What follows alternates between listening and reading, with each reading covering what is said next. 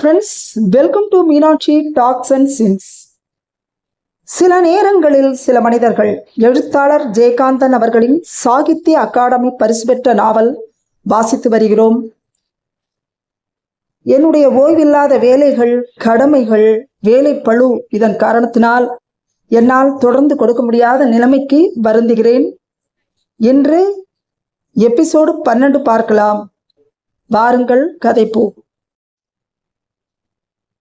Episode 12.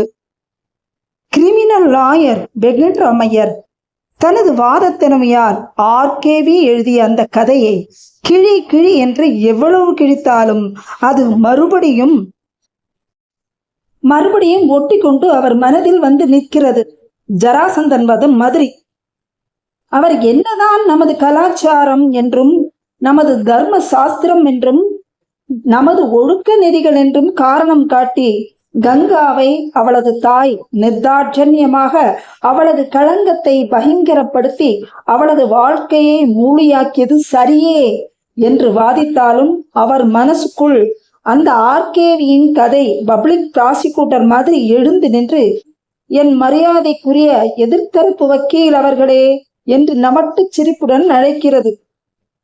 அந்த ஒரு கங்காவை, அவள் வாழ்க்கையை மூளையாக்கி இவள் முகத்தில் கரி பூசியதன் மூலம் ஒரு பேதை பெண்ணை உம்முடைய பேய் பசிக்கு இரையாக கொள்ளலாம் என்ற உள்நோக்கம் ஒருவேளை நிறைவேறலாமே தவிர, நீர் சொல்லுகிற அந்த தர்மங்களும் சாஸ்திரங்களும் ஒழுக்க நெறிகளும் இந்த ஒரு கங்காவினால் பாதுகாக்கப்பட்டு விட்டது என்று உம்மால் நிரூபிக்க முடியுமா? நான் சொல்லுவது மாதிரியான தாய்மார்களும் பெண்களும் இந்த சமூகத்தில் இல்லை என்று நினைக்கிறீரா?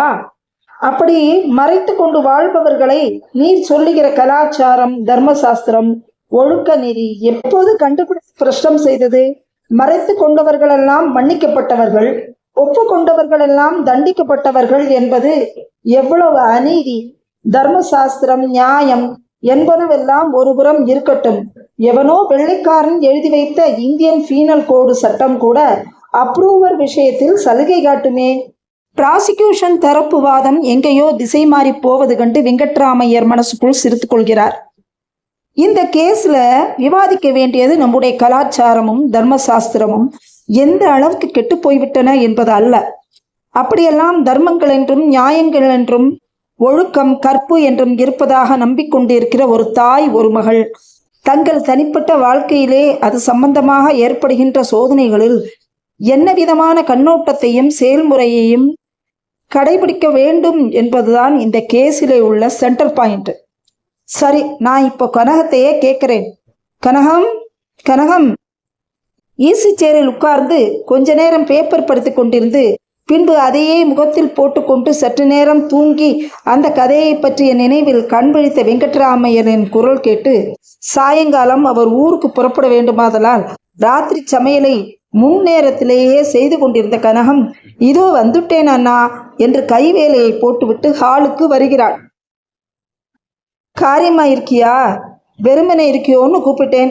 குடிக்க தீர்த்தம் கொண்டு வா. காப்பி சாப்பிட்றேளா? நேரத்திலே காப்பி?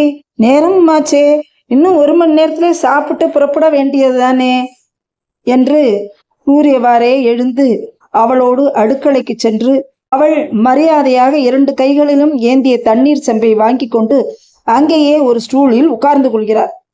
ஒரு அப்பளாத்தை எடேன். எதுக்கு தட்டு? சும்மா கையிலே கொடு. கனகம் ஒரு வினாடி அவரை உற்று பார்த்து, கிரிமினல் லாயர் வெங்கட்ராமையர்னு கொடிகட்டி பறந்த பெரிய மனுஷன், எந்த சபையிலே நுழைஞ்சாலும் எல்லோரும் எழுந்து நின்று வாங்கோ வாங்கோன்னு நமஸ்காரம் பண்ண தகுந்த பண்டிதர், இப்படி இந்த ஆத்துக்கு சமையலறைக்குள்ளே வந்து ஸ்டூல் மேலே ஒரு காலையும் தூக்கி வச்சு உட்கார்ந்துக்கிட்டு சொந்தமா அப்பளம் கேட்டு வாங்கி தின்னுட்டு இருக்காரே என்று அவருடைய சகஜ பாவத்தை நினைத்து மகிழ்ந்து போகிறாள். எதுக்கு கூப்பிட்டேன்னா, அந்த கதையை பத்தி நினைச்சுட்டு இருந்தேன். அந்த கதையை படிச்சுட்டு அழுததாக நீ சொன்னையே கனகம், அது சரியில்லை கனகம். அது சரின்னா உன் பொண்ணு பண்ணிட்டு வந்த காரியத்தை மறைச்சு வைக்கலையேன்னு நீ வருத்தப்படுறேன்னு அர்த்தம். யோசிச்சு பார்த்தா உன் மனசுக்கே அது அசிங்கமா படலை?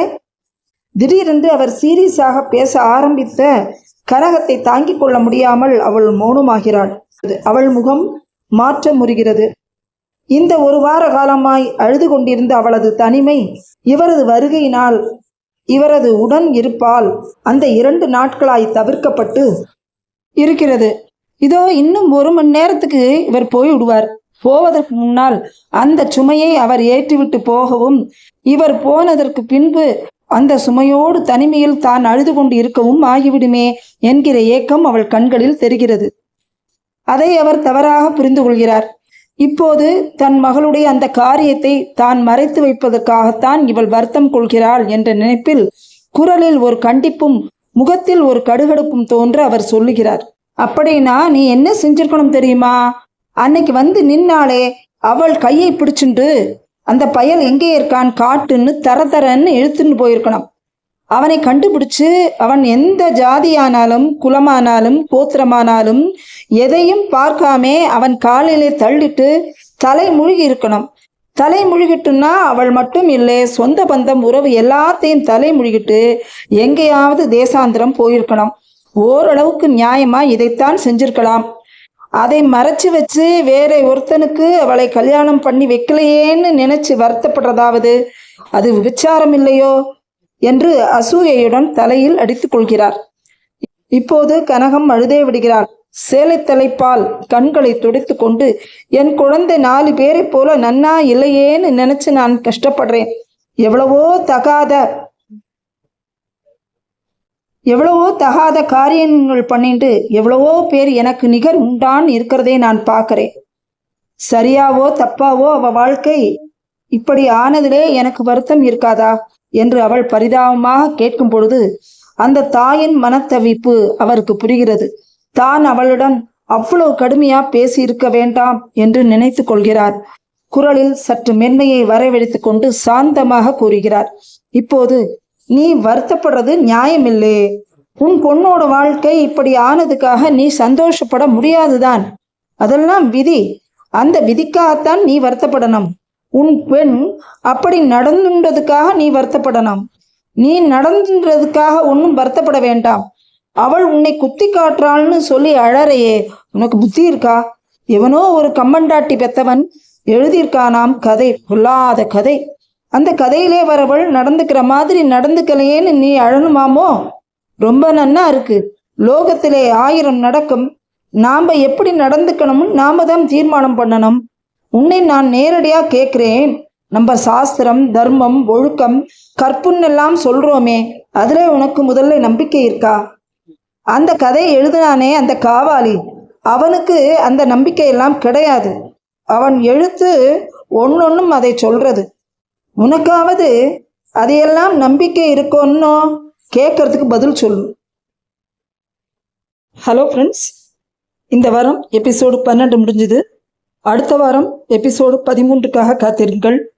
இந்த வார கதை உங்களுக்கு பிடிச்சதுன்னா லைக் பண்ணுங்க, கமெண்ட்ஸ் பண்ணுங்க, ஷேர் பண்ணுங்க ஃப்ரெண்ட்ஸ். உங்களுடைய நண்பர்களுக்கெல்லாம் என்னுடைய சேனலை அறிமுகப்படுத்துங்கள். நன்றிகள் பல.